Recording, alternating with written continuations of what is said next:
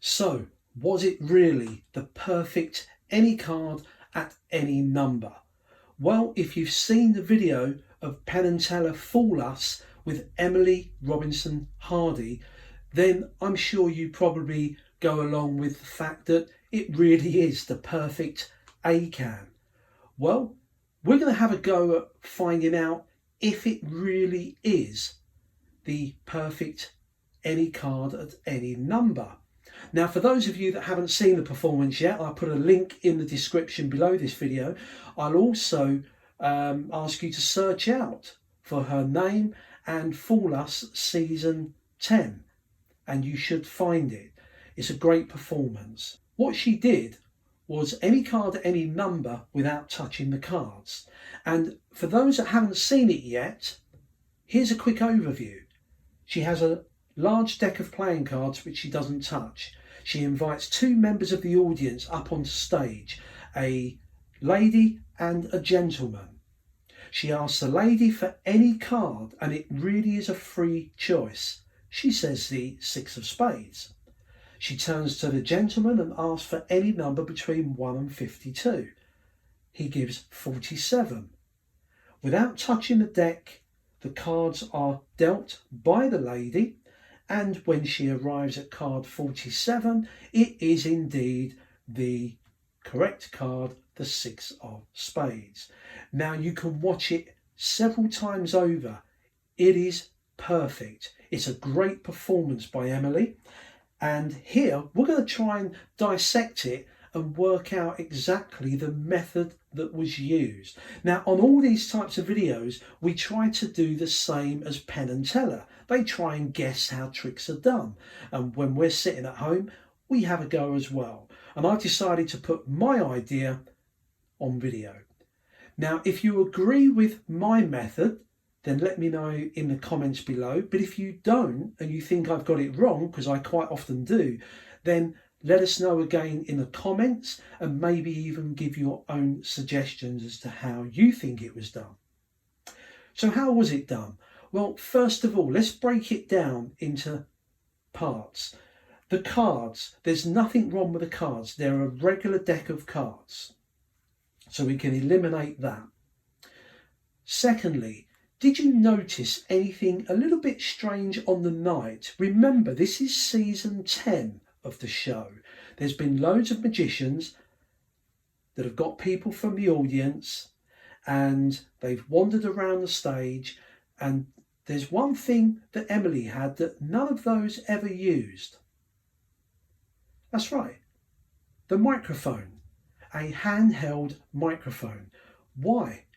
Most of them use the headset, or they use a lapel. She used a handheld mic. So think about that. It has something to do with the method. Otherwise, why would you use this? So, first of all, the audience members. She calls up the lady and the gentleman. Now, they do both have a free choice of a card and number. They really do. The lady says 6 of spades. She could have chosen any card in the pack. The gentleman says any number, and he probably said something like 25, 30, something like that. So let's take a step back. She invited the lady and gentleman up onto stage. Now, did you notice that unlike all other magicians on the shows over the years, she never asked their name? Most magicians will get them to at least say their name or where they're from. But it was just straight in there, and she said hi, and during the hand clap they might have mumbled something, but you didn't really hear it, because you'll notice they didn't have a lapel microphone on. Most of the time when a spectator is up on stage, they've attached a microphone to that spectator. But these two spectators, their voices were going to be heard through the microphone. And that's quite important to remember that. So another thing that was quite strange, apart from not getting them to speak, she gave a story about she performed this trick recently and the spectators couldn't control themselves and one of them fell off a chair, etc. Why did she make a point of this? Well, because she wanted to tell them not to react in any way to what was about to happen. Did you notice that? And she made a point. She looks at the gentleman and the lady. She turns back to the gentleman. Don't react in any way. Now that's a strange thing for a magician to tell someone to do. But all will be revealed. So now the lady is asked for a card. So the microphone goes in front of her and she says the 6 of spades. Now all that Emily has got to do is to know the position of that card. Now she could have been using a system that magicians have used for years, a memorised deck. So a lot of magicians memorise the order of a deck, a stack, so they know the exact location of any card named. So once she knew it was the 6 of spades, she could have known that it was in position 47. So then she turns to the gentleman and she asks for his number. She holds the microphone in front of him and he says, amazingly, 47. Surely not. What's the chances of that? Well, he didn't. He probably said a different number. 21, 25, 35, 41. But we heard 47. This is where the technology comes in with the microphone. You see, on this microphone, you may be able to see this, but we've got some buttons on there.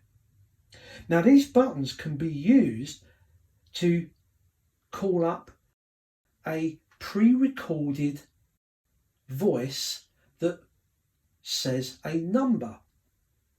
Could be number 1, 2, 3, 4, 30, 35. So there's 2 ways this could have worked.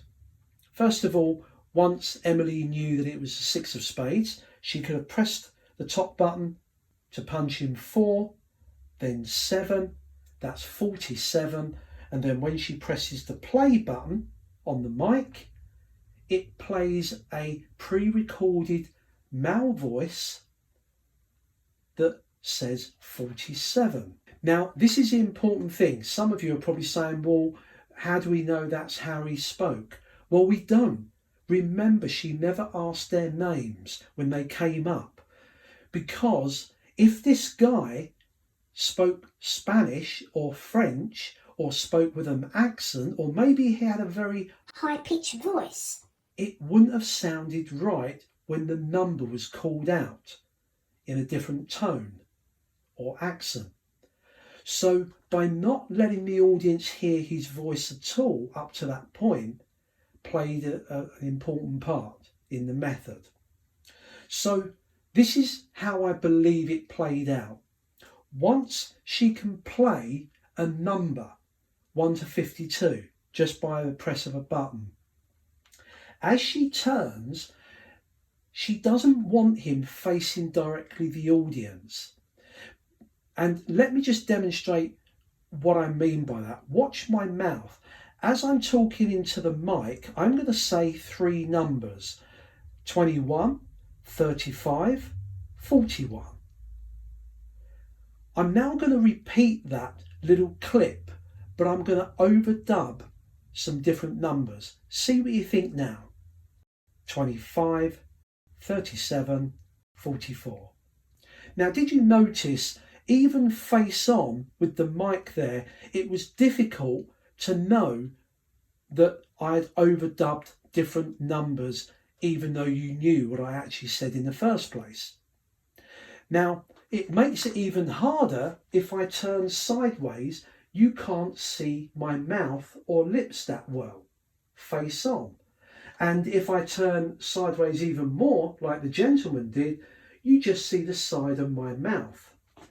And this is why Emily didn't put the mic in front of him to face the audience. She brought it over here, which caused him to turn slightly towards her. She makes eye contact with him as she says, give me the number now, she presses the play button on the microphone. Now this does two things. It plays the pre-recorded 47 in a man's voice. Remember, we've never heard this guy's voice, so we just assume that voice is his voice.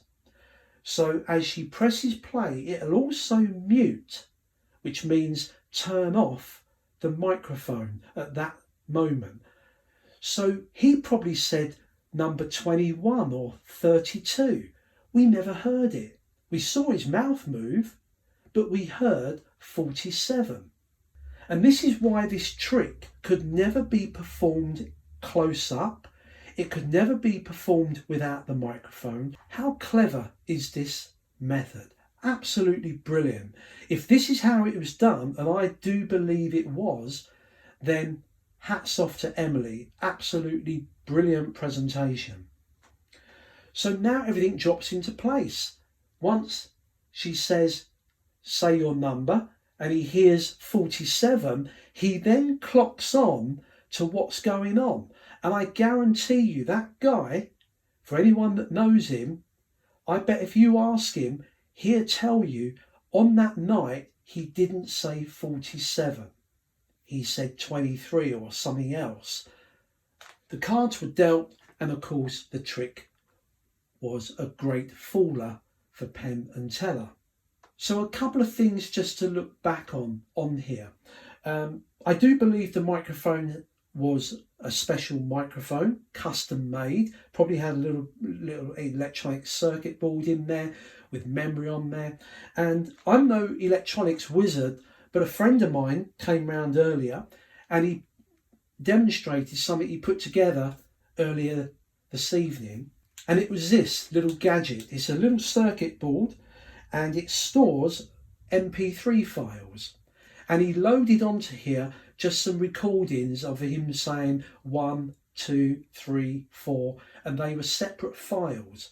And by pressing this little button, if he pressed it twice, it would then play back the second file that said number 2 in a man's voice.